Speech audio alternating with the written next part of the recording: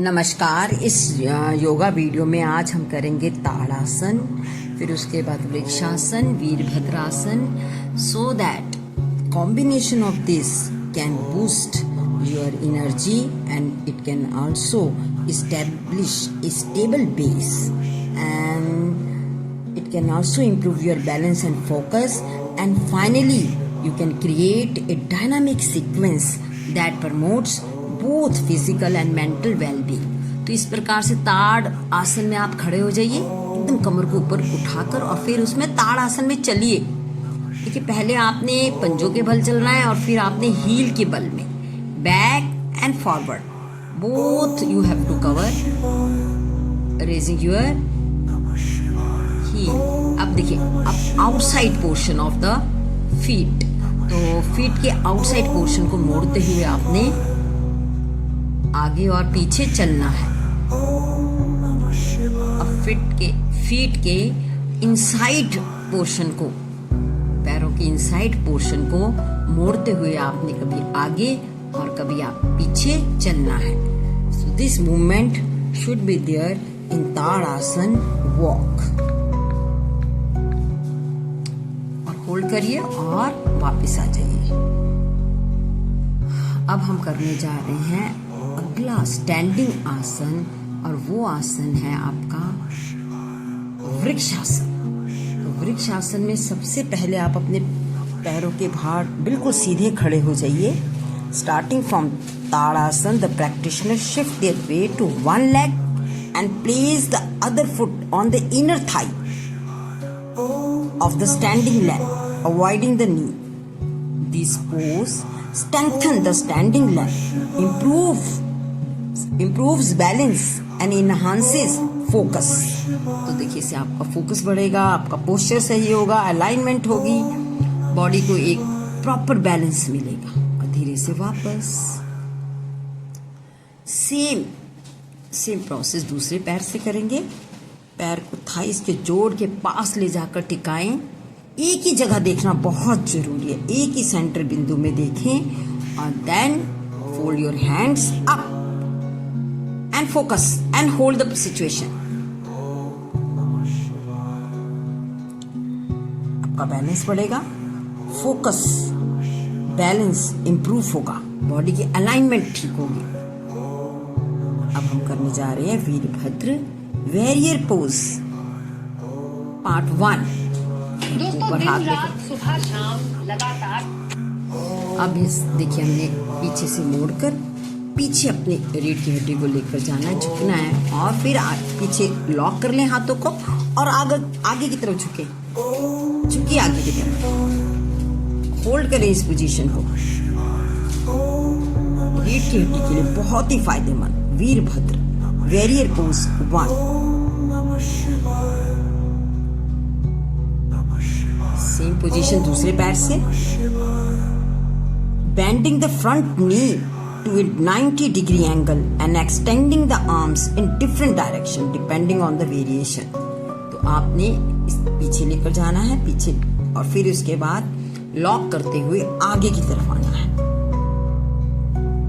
इस पोजीशन से आपकी लेग्स मजबूत होंगी, कोर स्ट्रेंथ मिलेगी, आर्म्स भी मजबूत होंगी, और इंप्रूव होगा बैलेंस एंड स्टैमिना।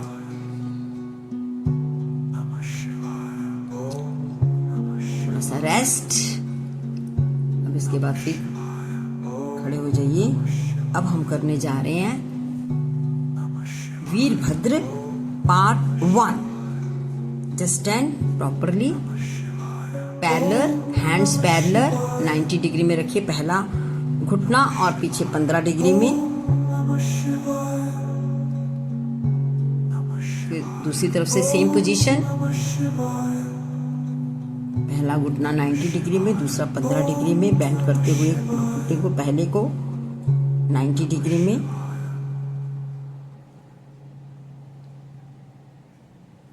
अब देखिए, घुटनों की एक्सरसाइज साथ में कर लें। घुटनों की एक्सरसाइज हो रही है, टांगे मजबूत हो रही है, फ्लेक्सिबिलिटी आ रही है, ब्लड सर्कुलेशन हो रहा है, balance and focus both are improving, stamina तो बढ़ ही रहा है।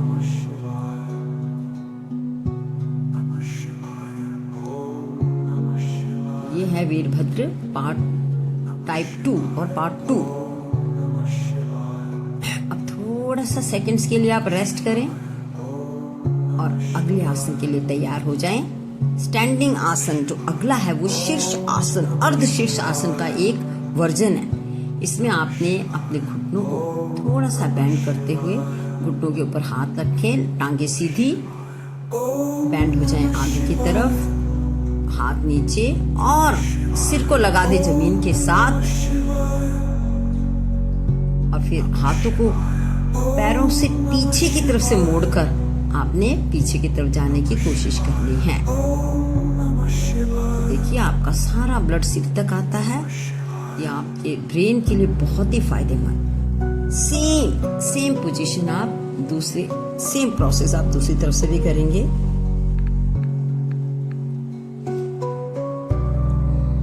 फिर से वही माथे को जमीन पर लगाकर पीछे की तरफ देखना है। इससे देखिए सारा ब्लड आपके ब्रेन की तरफ जा रहा है। ब्रेन के लिए, न्यूरो के लिए बहुत ही फायदेमंद।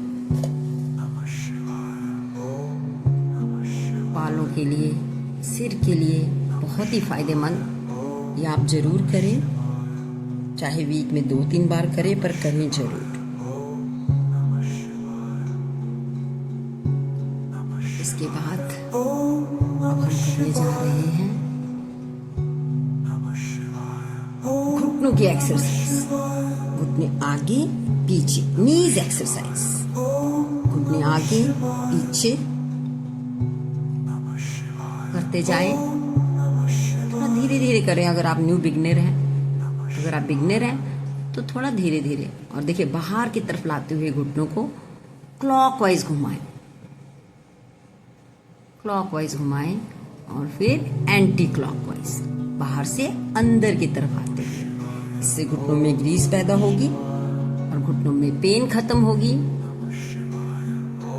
घुटने खुलेंगे, जो गैप है उसकी प्रॉब्लम खत्म होगी, आपको रिप्लेसमेंट करने की जरूरत नहीं पड़ेगी। तो घुटनों का एक्सरसाइज आप जरूर करें ताकि घुटनों में ग्रीस पैदा हो, घुटने चलने लगे। देखिए गोल गोल आपने क्लॉकवाइज घुमाना है, दोनों घुटनों को जोड़कर धीरे धीरे करें, फिर एंटी क्लॉकवाइज। और अब खड़े हो जाएं। इसके बाद लास्ट आसन है वो है चेयर पोज। देखिए हाँ, इस तरीके से नीचे आए, घुटने थोड़े से आगे बेंड करें और हिप को पीछे की तरफ धकेलते हुए बस आप इसे होल्ड करें इस पोजीशन में। आपके घुटनों, लेग्स, घुटने दोनों ही आपके स्ट्रेंथन होंगे, ताकत बढ़ेगी।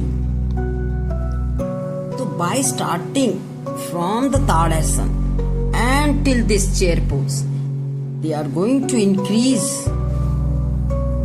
your energy, your stamina, and they will promote both physical and mental well-being. So do this and hope you have liked this video and you are going to like, comment, share my video, as well as you are going to subscribe my channel.